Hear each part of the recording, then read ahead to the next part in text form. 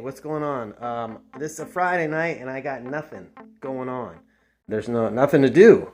I just got this from Marketplace, and it is a 1983 Yamaha Riva. This one I just replaced this lens, this turn signal lens, because as you see the old one wasn't all it was cracked up to be. Yeah. This is the way. There's a mirror here, but there's no mirror there. So I found on eBay a mirror. Let's see how this looks. It's used, so it might be super junky. It's terrible.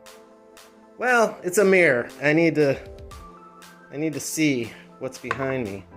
And, oh, yeah, this is impossible to do one-handed.